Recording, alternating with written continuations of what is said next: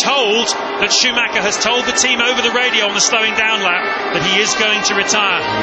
It's now official, apparently. A press release is going out as we speak. Schumacher is retiring from Formula One.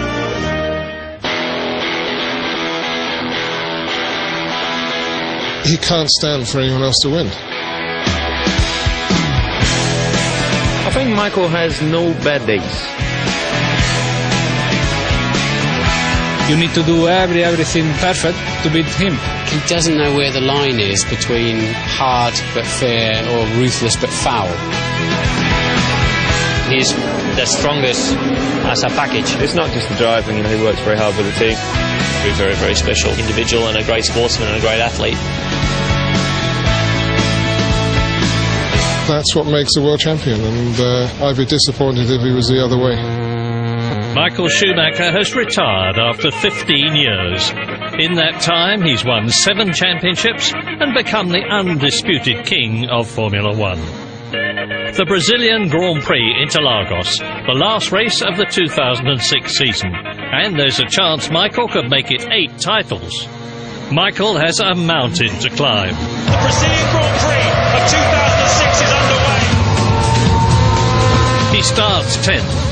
Then a puncture ends his title hopes. You're riding on board with one of the greats, if not the greatest racing driver in the history of Formula One. And he finishes 4th. Michael Schumacher's Formula One career is over. But how will he be remembered? Motor racing hero or villain? What Michael done today was amazing, you know, I mean, I don't understand why the guy stopped. I will miss him definitely a lot. He's been terrific for the sport.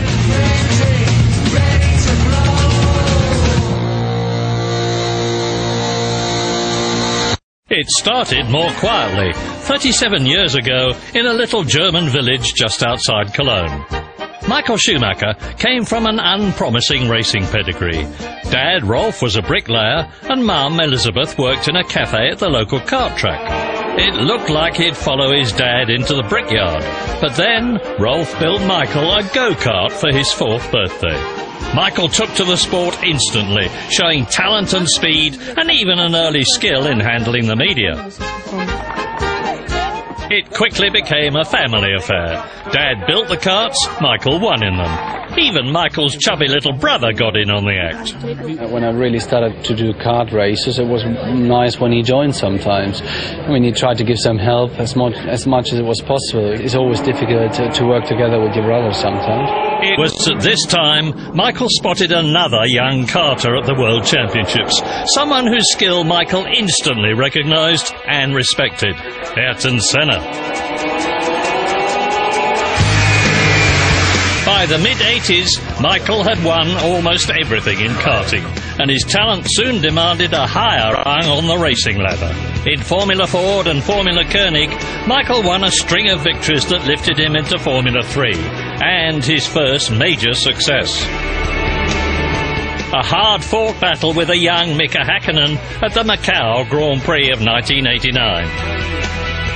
At the same time, Michael Schumacher also raced sports cars for Mercedes-Benz, and his name began to appear on the Formula One radar, although not always for the right reasons.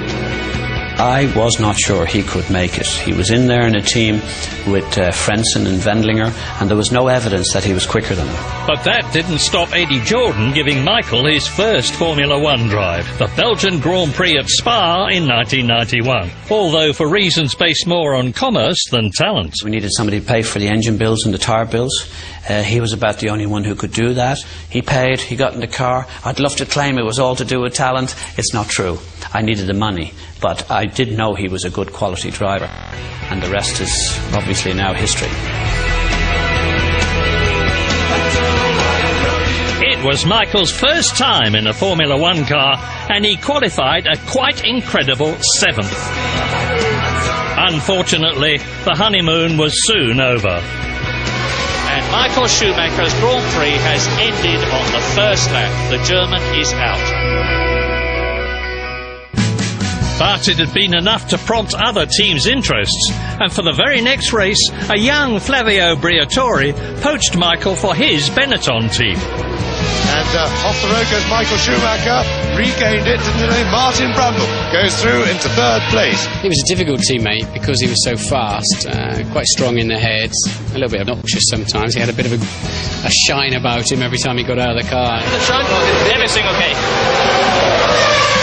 I enjoyed working with him as a teammate, actually, but there were some aspects. He drove me off the road a couple of times, but generally we got on well, and I think we achieved a lot in '92. And just a year after his first Grand Prix appearance, Michael claimed his first victory. The first win ever for Michael Schumacher, and he puts his arm out, and he is naturally elated. The '92 season saw Michael battling the young Carter who'd so impressed him years before, Ayrton Senna.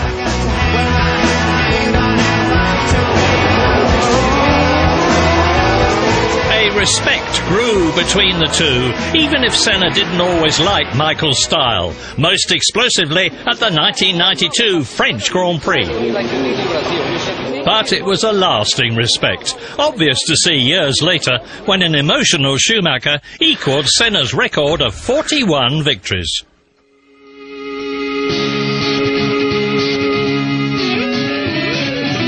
In 1993, he finished fourth behind Prost, Senna and Hill, and '94 saw an older, if not always wiser, Michael, finishing second in the Spanish Grand Prix despite being stuck in fifth gear.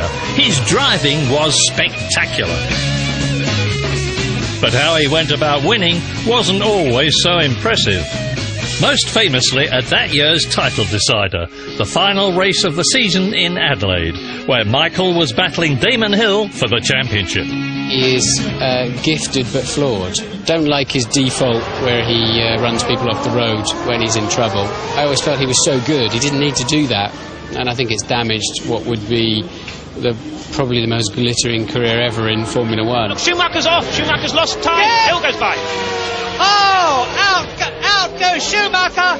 The German is out of the Australian Grand Prix, and Damon Hill only has to keep going to be world champion of 1994, but can he keep going as Damon Hill retires from the Australian Grand Prix and the 1994 World Championship has been won, a lot of people will say by default.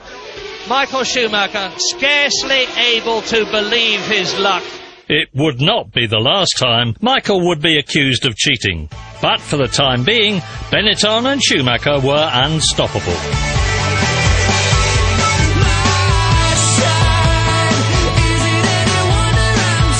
The next year saw 9 wins, 11 podiums, and another ballsy battle with Damon Hill for the title. Hill hits Schumacher, they both go off! They both go amazing! Hill attacked, saw his opportunity. Schumacher running up to the Williams. Now is he going to have words with Damon Hill? And there's going to be a big discussion about this as a disgusted, angry Michael Schumacher walks back with Damon Hill, and the crowd are delighted. Despite appearances on the track, there was a deep respect between the two drivers. But 1995 was Michael's year again, and championship number 2. It looked like the beginning of a lasting relationship between Michael, Flavio and Benetton, but Michael had other ideas. It was a difficult decision for me to leave Benetton, but I felt, and I still feel this, it matters to me how I achieve something, how I win the races, and I was looking